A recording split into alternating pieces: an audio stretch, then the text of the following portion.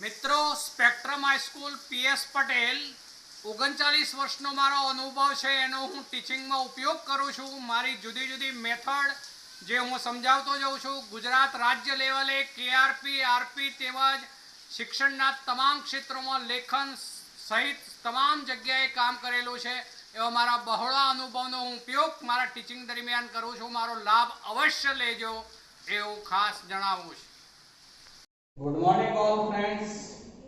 હવે જો આપણે આગળ વધીએ છે એમાં જે સામાન્ય લાક્ષણિકતાઓ લઈએ છે આપણે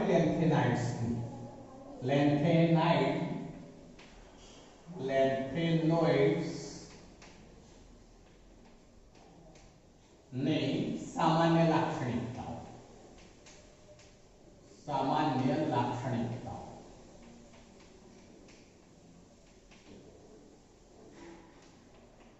चलो पहला तो जे लेंथेनोइड्स तत्वों છે એ બધા ચાંદીના જેવી સફેદ સપાટી ધરાવતી નરમ ધાતુઓ છે। ફરીથી એક વખત બોલું છું, ધ્યાન રાખજો। લેન્થેનોઇડ્સ તત્વો જે છે તેઓ ચાંદી જેવી સફેદ પણ નરમ ધાતુઓ છે। જેમ પરમાણુય ક્રમાંક વધતો જાય છે તેમ તેમની કઠિનતા પણ વધતી જાય છે, જેને કારણે જે સમેરિયમ છે Sm સમેરિયમ તો એ સ્ટીલ જેવી મજબૂતાઈ ધરાવે છે, સ્ટીલના જેવી કઠણ ધાતુ છે। ચલો આગળ વાત કરું છું તો આ જે બધી ધાતુઓ છે એમાં જે ગલનબિંદુનો ગાળો છે એ ગલનબિંદુનો ગાળો લગભગ 1000 થી 1200 કેલ્વિન નો ગાળો છે। ગલનબિંદુ 1000 થી 1200 કેલ્વિન ના ગાળાનો હોય છે, પણ એમાં પણ સમેરિયમ જે છે Sm એની વિશેષતા છે કે એ જે છે એ 1623 કેલ્વિન તાપમાને પીગળે છે।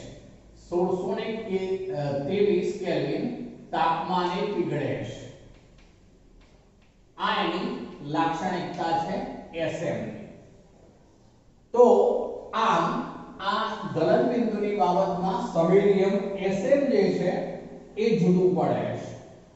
એવું દર્શાવે છે કે તેનું ધાત્વીય બંધારણ જે છે એ કઈક અંશે વિશિષ્ટ છે। તેનું ધાત્વીય બંધારણ એ વિશિષ્ટ છે સમેરિયમનું, એવું આપણે કહી શકીશું। ચલો એ ઉપરાંત વાત કરીએ તો તેઓ વિદ્યુત અને ઉષ્માના સુવાહક છે, કારણ કે ધાત્વીય તત્વો છે એટલે વિદ્યુત અને ઉષ્મા ના સુવાહક છે। વિશિષ્ટ બંધારણો ધાત્વીય બંધારણો ધરાવે છે, વિદ્યુત અને ઉષ્મા એ બંનેના તેઓ સુવાહકો છે। EU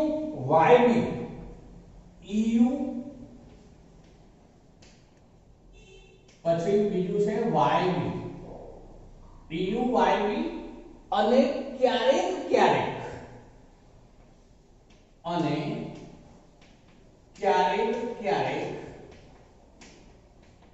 જે છે એમાં જે તત્વો છે Sm અને Tm,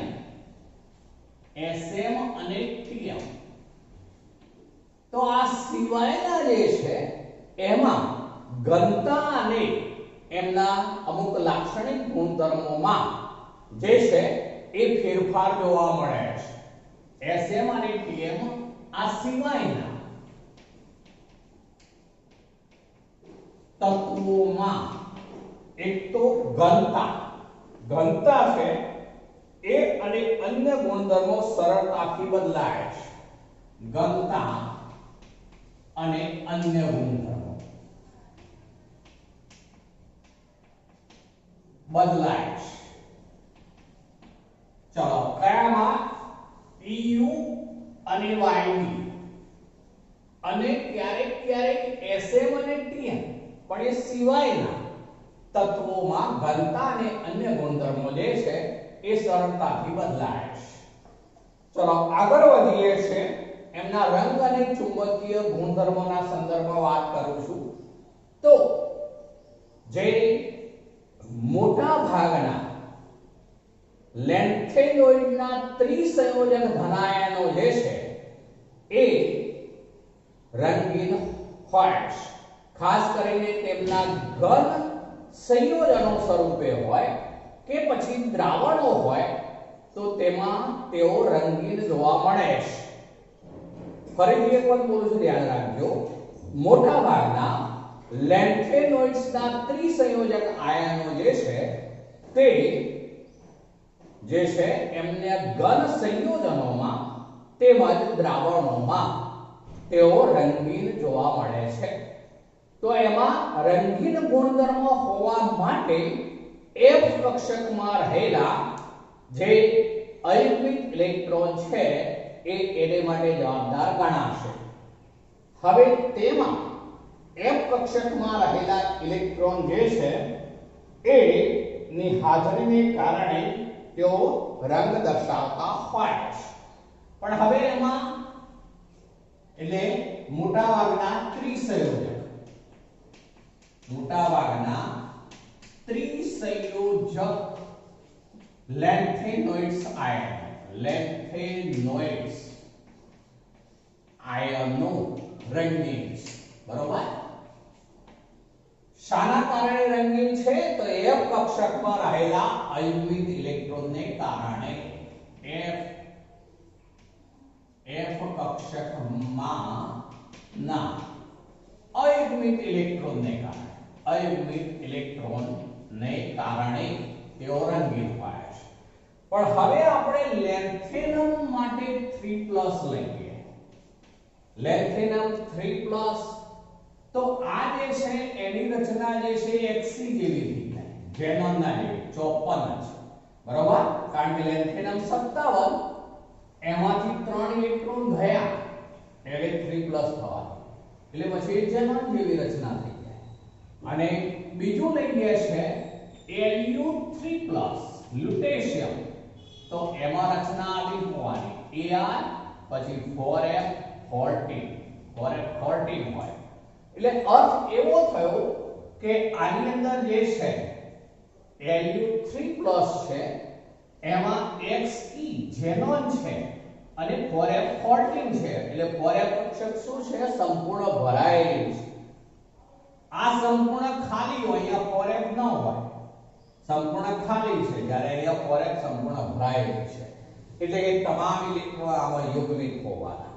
આમાં F કક્ષક સંપૂર્ણ ખાલી છે, માટે એ બંને રંગવિહીન હોય. આ બંને રંગવિહીન.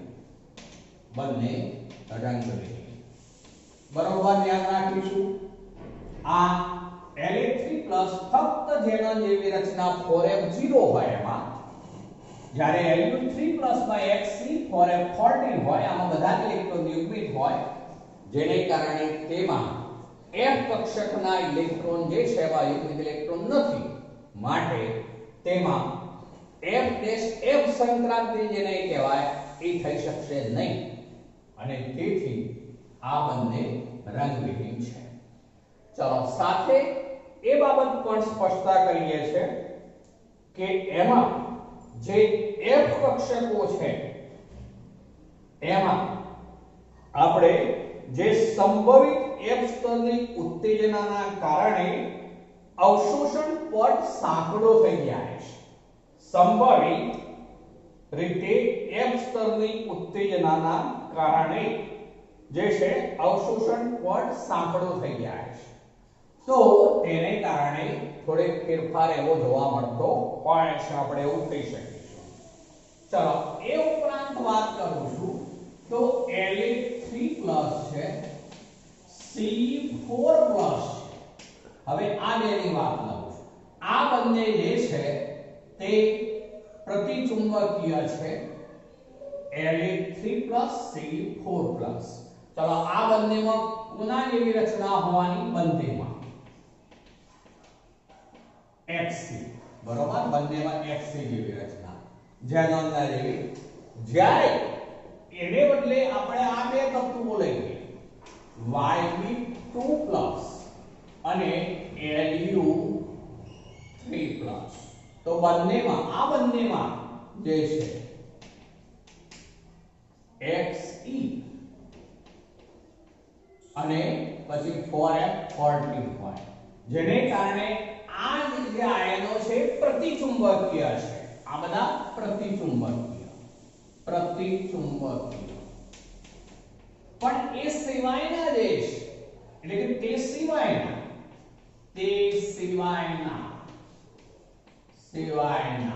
જે આ લેન્થેનોઇડ્સ આયનો છે, એ બધા અનુચુંબકીય છે, કારણ કે તેમાં અયુગ્મિત ઇલેક્ટ્રોન હોવાના માટે લેન્થેનોઇડ્સ આયનો અયુગ્મિત ઇલેક્ટ્રોનને કારણે અનુચુંબકીય. એ બધા અનુચુંબકીય છે. એમાં જે Nd છે, આનું અનુચુંબકત્વ સૌથી વધુ છે. Nd સૌથી વધુ અનુચુંબકત્વનો ગુણધર્મ ધરાવે છે.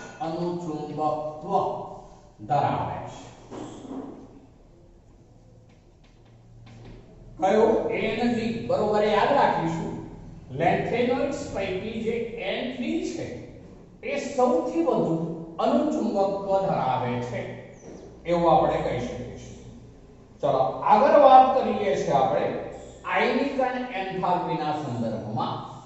લેન્થેનોઇડ્સ જે છે એમની પ્રથમ આયનીકરણ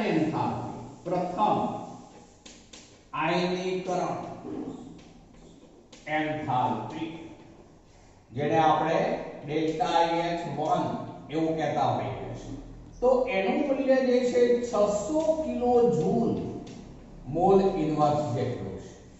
જ્યારે દ્વિતીય આયનીકરણ એન્થાલ્પીની વાત કરીએ તો દ્વિતીય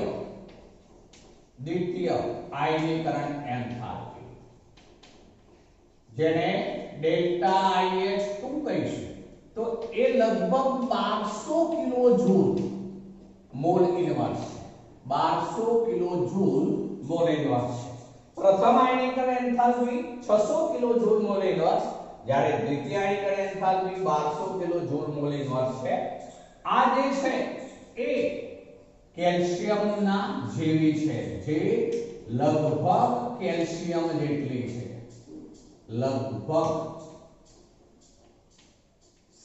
કેલ્શિયમ જેટલી છે, જેને કારણે શરૂઆતના જે આ લેન્થેનોઇડ્સ તત્વો છે તેમની રાસાયણિક પ્રતિક્રિયાત્મકતા કેલ્શિયમના જેવી ઊંચી છે. ફરીથી બોલું છું, પ્રથમ આયનીકરણ એન્થાલ્પી ΔH1 600 કિલોજૂલ મોલ ઇન્વર્સ છે, જ્યારે દ્વિતીય આયનીકરણ એન્થાલ્પી જે છે એ 1200 કિલોજૂલ મોલ ઇન્વર્સ છે, જે લગભગ કેલ્શિયમના જેટલી છે એમ કહી શકાશે. જેને કારણે શરૂઆતના તત્વોની રાસાયણિક પ્રતિક્રિયાત્મકતા એ કેલ્શિયમના જેવી વધુ હોય છે, આપણે એવું કહી શકીએ. ચલો, પણ તૃતીય આયનીકરણ એન્થાલ્પીની વાત કરીએ તો એમાં થોડીક અનિયમિતતા જોવા મળે છે. તૃતીય આયનીકરણ એન્થાલ્પીની વાત કરું છું હવે, તો એમાં કેટલીક અનિયમિતતા જોવા મળતી હોય છે. તો એનું કારણ એ છે કે તૃતીય આયનીકરણ એન્થાલ્પીમાં 3 ઇલેક્ટ્રોનના સંદર્ભમાં વાત છે, જ્યારે F કક્ષક સંપૂર્ણ ખાલી હોય અથવા F7 એટલે અર્ધપૂર્ણ પેટાકોષ હોય કે પછી F14 પૂર્ણ પેટાકોષ હોય, ત્યારે જે ઇલેક્ટ્રોન વિનિમય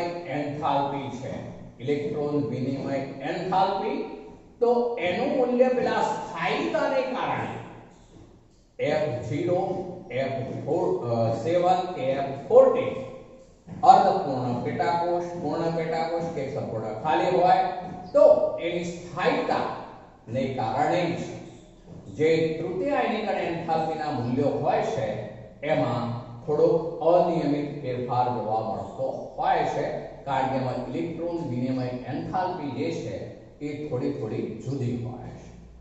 ચલો એક તૃતીય આયનીકરણ એન્થાલ્પીના સંદર્ભમાં આપણે વાત કરી, પણ એમાં આપણે એક લઈએ છે લેન્થેનમ La, તો એની તૃતીય આયનીકરણ એન્થાલ્પી ઘણી નીચી હોય. કોની? લેન્થેનમ. એ ઉપરાંત બીજું છે Gd ગેલોડિનિયમ, તો એની પણ તૃતીય આયનીકરણ એન્થાલ્પી ઓછી હોય. આની અંદર જે છે એ તૃતીય આયનીકરણ એન્થાલ્પીની વાત કરીએ ત્યારે ઝેનોન જેવી રચના સરળતાથી પ્રાપ્ત થાય. આમાં તૃતીય આયનીકરણ એન્થાલ્પીની વાત કરીએ ત્યારે ઝેનોન અને 4f7 હોવાનું, એટલે એ પણ તૃતીય આયનીકરણ એન્થાલ્પી જે છે એનું મૂલ્ય નીચું છે. અને એ જ રીતે Lu જે છે એને માટે પણ તૃતીય આયનીકરણ એન્થાલ્પીનું મૂલ્ય ઓછું હોય છે. કારણ એ છે કે ત્રીજો ઇલેક્ટ્રોન જ્યારે ગુમાવશે ત્યારે આમાં રચના થઈ જવાની Lu3+ લઈએ ત્યારે Xc4f14, તો આમાં ખાલી Xc જેવી રચના થાય. જ્યારે ત્રીજો ઇલેક્ટ્રોન ગુમાવે ત્યારે આની અંદર ત્રીજો ઇલેક્ટ્રોન ગુમાવે ત્યારે Xc4f7 રહેશે. આમાં ત્રીજો ઇલેક્ટ્રોન ગુમાવે ત્યારે Xc4f14 થશે. તો એ ત્રણેયમાં જે છે એટલે કે આમાં F કક્ષક સંપૂર્ણ ખાલી, આમાં F7, જ્યારે આની અંદર જે છે F14 થશે, તો તેને કારણે તેમની ઇલેક્ટ્રોન વિનિમય એન્થાલ્પી જે છે એ એની સ્થાયીતાને કારણે બદલાતી રહેશે અને તેને કારણે તેમની તૃતીય આયનીકરણ એન્થાલ્પીના મૂલ્યો નીચા હોય છે. તેમના તૃતીય આયનીકરણ એન્થાલ્પી નીચી. તો આગળ વાત કરું છું તો જેમ આપણે આગળ શરૂઆતમાં વાત કરી કે આ શ્રેણીના શરૂઆતના તત્વો જે છે તેમની રાસાયણિક પ્રતિક્રિયાત્મકતા કેલ્શિયમના જેવી છે, પણ જેમ પરમાણુય ક્રમાંક વધતો જાય છે તેમ રાસાયણિક પ્રતિક્રિયાત્મકતા ઘટતી જાય છે.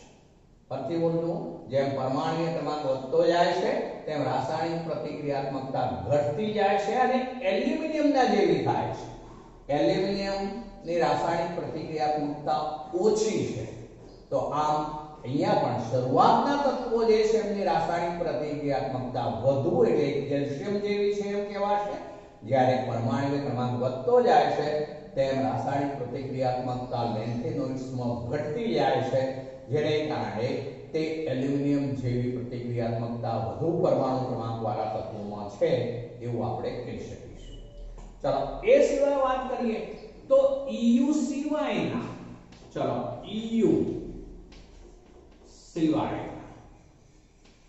સિવાયના જે તત્વો છે એમાં Ln3+ હોય +3 ઇલેક્ટ્રોન.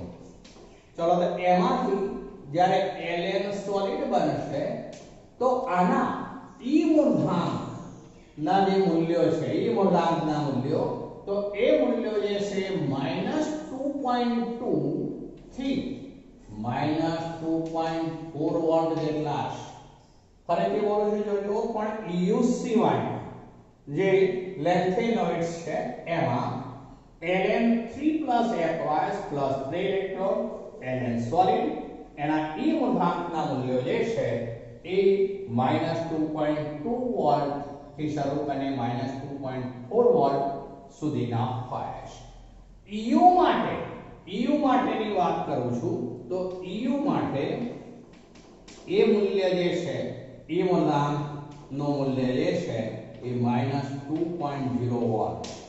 EU માટે એ વેલ્યુ -2.0 વોલ્ટ છે, જે થોડો ફેરફાર છે એવું EU ની અંદર એવું કહી શકીશું. તો આમ એમની EU ના સંદર્ભમાં થોડો એ ફેરફાર દર્શાવે છે. ચલો હવે આ જે બધા લેન્થેનોઇડ્સ છે એ જુદા જુદા તત્વો સાથે સંયોજાઈ શકે છે, જેને કારણે આવા સંયોજનો બનતા હોય છે. ચલો Ln ને જ્યારે હાઇડ્રોજન સાથે ગરમ કરીએ, Ln એને હાઇડ્રોજન સાથે H2 સાથે ગરમ કરીએ ત્યારે તેમાંથી LnH3 આવા હાઇડ્રાઇડ બને છે. LnH3 આવા હાઇડ્રાઇડ બને છે. ચલો Ln જે છે એને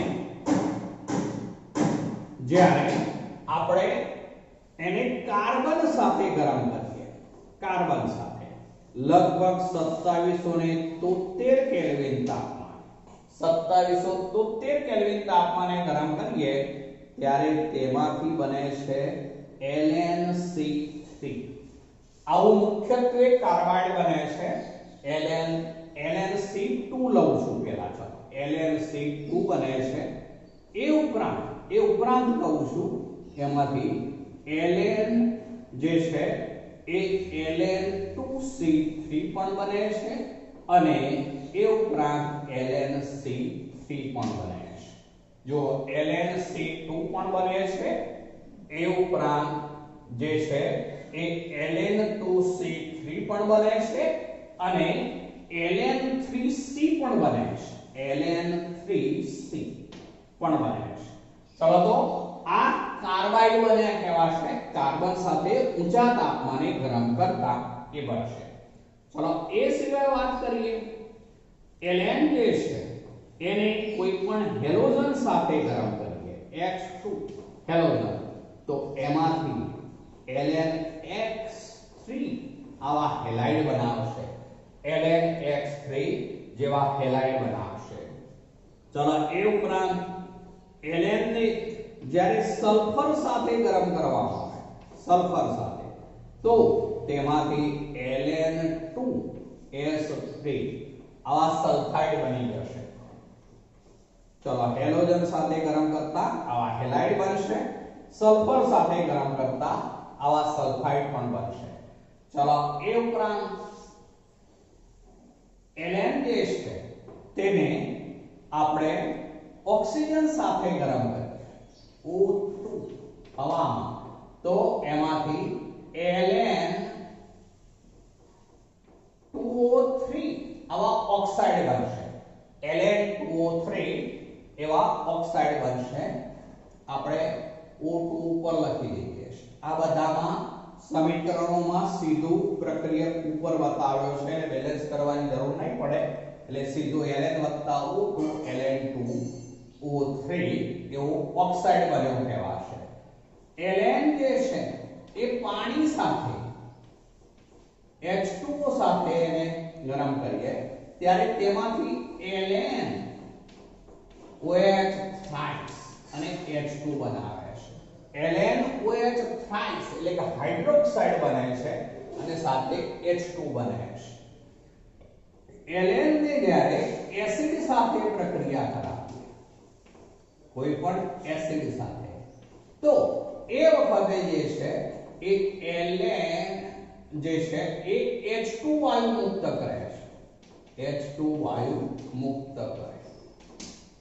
તો આ રીતે જે આ લેન્થેનોઇડ્સ છે એ બધા વિવિધ રાસાયણિક પ્રતિક્રિયાત્મકતા દર્શાવે છે. ફરીથી બોલું છું, Ln ને હાઇડ્રોજન સાથે ગરમ કરીએ એટલે LnH3 જેવા હાઇડ્રાઇડ બનાવશે.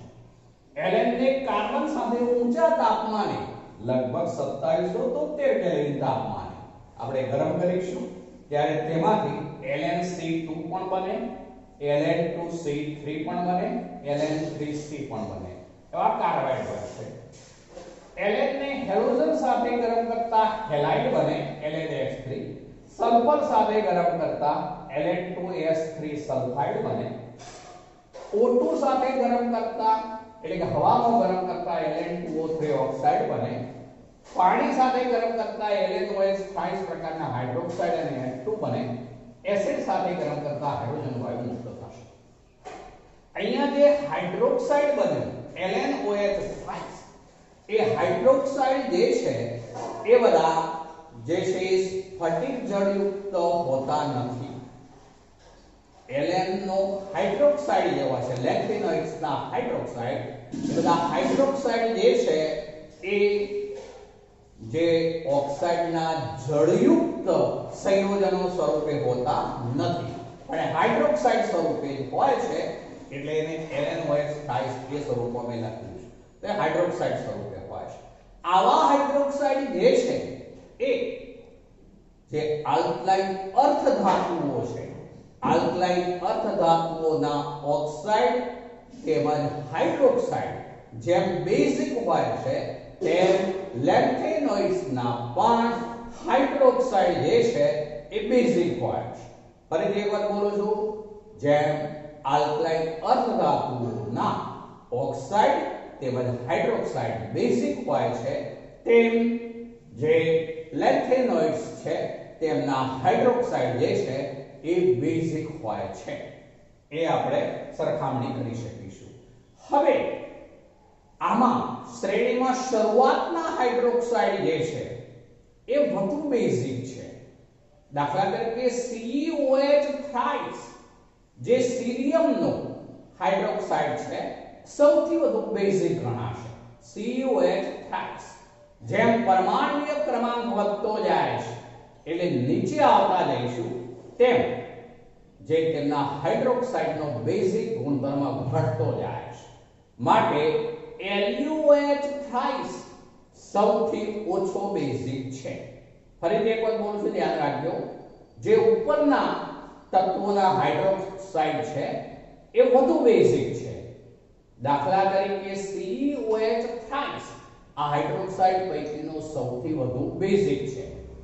પરંતુ જેમ પરમાણ્વીય ક્રમાંક વધતો જાય છે તેમ તેમના હાઇડ્રોક્સાઇડ જે છે એમનો બેઝિક ગુણધર્મ ઘટતો જાય છે, જેથી LuOH થ્રાઇસ જે સૌથી નીચેનું છેલ્લું તત્વ મેં લીધું તો તેનો હાઇડ્રોક્સાઇડ LuOH થ્રાઇસ એ સૌથી ઓછો બેઝિક ગણાશે. ચલો હવે આ બધા જે તત્વો અને તેમના સંયોજનો છે એમના ઉપયોગો ઉપર આવીએ છે. તો એમાં ખાસ કરીને પતરા અને જે નળીઓ છે જે ખૂબ જ મજબૂત જોઈએ તો એ બનાવવા માટે લેન્થેનોઇડ્સનું જે છે એ સ્ટીલ સાથેની મિશ્ર ધાતુનો ઉપયોગ ખાસ કરીને એ પતરા અને નળીઓ બનાવવા માટે થાય છે. ફરીથી બોલું છું, જે લેન્થેનોઇડ્સ છે એનો ઉત્તમ ઉપયોગ પતરા અને નળીઓ બનાવવાની મિશ્ર ધાતુ સ્ટીલના ઉત્પાદનમાં થાય છે. પણ બીજી એક મિશ્ર ધાતુ છે ખૂબ અગત્યની છે જે મિશ ધાતુ તરીકે ઓળખાય છે. આમ તો એનું આખું નામ પાયરોફોરિક મિશ મેટલ એવું છે. પાયરોફોરિક મિશ મેટલ જે મિશ ધાતુ તરીકે જે ઓળખાય છે આ ખૂબ અગત્યની છે. જેમાં લગભગ 95% જેટલું જે છે એ લેન્થેનોઇડ છે. 95% લેન્થેનોઇડ્સ, જ્યારે 5% લગભગ 5% આયર્ન છે. એમાં આયર્ન આયર્ન છે. 5% આયર્ન. પણ એ ઉપરાંત તેની અંદર જે છે એ સલ્ફર છે. ઉપરાંત સલ્ફર, કાર્બન, કેલ્શિયમ, એલ્યુમિનિયમ નહિવત પ્રમાણ ઓછા પ્રમાણમાં હોય છે. મિશ ધાતુની અંદર 95% લેન્થેનોઇડ્સ, 5% આયર્ન, ઉપરાંત S, C, Ca, Al નહિવત પ્રમાણમાં જે ઓછા પ્રમાણો પણ રહેલા હોય છે, જે મિશ ધાતુ તરીકે ઓળખાશે. આ મિશ ધાતુ જે છે એનો ઉપયોગ બંદૂકની ગોળીઓમાં, તેનો ઉપયોગ એક તો બંદૂકની ગોળી એ ઉપરાંત ક્વચ જે છે એ બનાવવા માટે પણ એનો ઉપયોગ થશે. અને જે ગેસ લાઇટર હોય છે એ ગેસ લાઇટરની ચકમક જરે માટેના પથ્થર જે કહેવાય એની બનાવટમાં ગેસ લાઇટર ના પથ્થરી કહેવાય ને, પથરી ની બનાવટમાં જે ક્વચ અને ગેસ લાઇટરના પથરીની બનાવટમાં એનો ઉપયોગ થાય છે. એક તો બંદૂકની ગોળીઓ તરીકે, બરોબર, બંદૂકની ગોળીઓ બનાવવા માટે ઉપયોગમાં આવશે. ચલો એ ઉપરાંત ક્વચ ગેસ લાઇટરની પથરી બનાવવા માટે ઉપયોગી છે. ચલો એ સિવાય વાત કરું તો જે મિશ્ર ઓક્સાઇડ છે એમનો ઉપયોગ છે મિશ્ર ઓક્સાઇડ. કોના પણ? લેન્થેનોઇડ્સ ના. ધ્યાન રાખજો આ લેન્થેનોઇડ્સ ના ઉપયોગ છે. તો લેન્થેનોઇડ ના મિશ્ર ઓક્સાઇડ જે છે, લેન્થેનોઇડ ના મિશ્ર ઓક્સાઇડ જે છે એનો ઉપયોગ જે છે એ પેટ્રોલિયમની ભંજન પ્રક્રિયામાં ઉપયોગી છે. પેટ્રોલિયમ ભંજનમાં ઉદ્દીપક, પેટ્રોલિયમ ભંજનમાં ઉદ્દીપક તરીકે ઉપયોગી છે. જે મિશ્ર ઓક્સાઇડ લેન્થેનોઇડ ના છે તે. એ ઉપરાંત કેટલાક ઓક્સાઇડ જે છે એ કેટલાક લેન્થેનોઇડ્સ ઓક્સાઇડ જે છે નો ઉપયોગ ટેલિવિઝન ટીવી ના જે છે એ જે પડદો છે એના જે છે એના સંદીપક તરીકે, ટીવી ના પડદાના સંદીપક તરીકે ઉપયોગી છે. એ ઉપરાંત જે ટીવી નું પ્રસ્ફુરણ પૃષ્ઠ હોય એ પ્રસ્ફુરણ પૃષ્ઠ જે છે એમાં પણ ઉપયોગ થાય છે. સંદીપક ઉદ્દીપક તરીકે અને પ્રસ્ફુરણ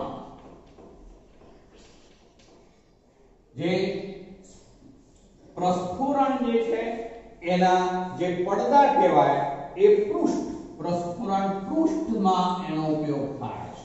પૃષ્ઠ માટે ઉપયોગ.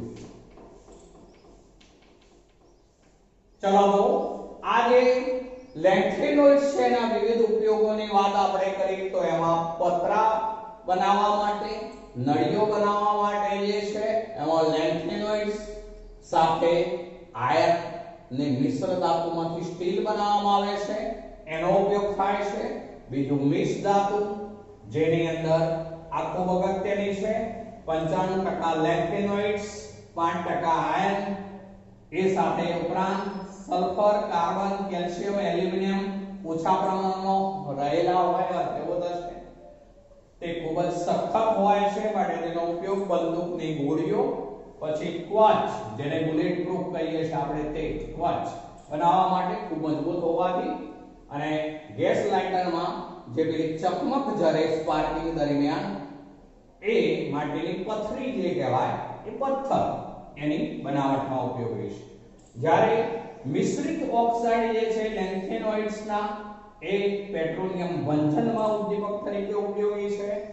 કેટલાક લેન્થેનોઇડ્સ ઓક્સાઇડનો ઉપયોગ ટીવી ના પડદામાં સંદીપક તરીકે, એટલે કે આપણે આ સંદીપક શબ્દ યાદ રાખવો પડશે. યાદ રાખજો, ટીવી ના પડદામાં સંદીપક તરીકે અને પ્રસ્ફુરણ પૃષ્ઠ માટે ઉપયોગી છે. તો આ જે છે લેન્થેનોઇડ્સ ના ઉપયોગો કહેવાશે. આ એના વિવિધ ગુણધર્મો છે. તો મિત્રો આજે આપણે આટલે સુધી રાખીએ છીએ.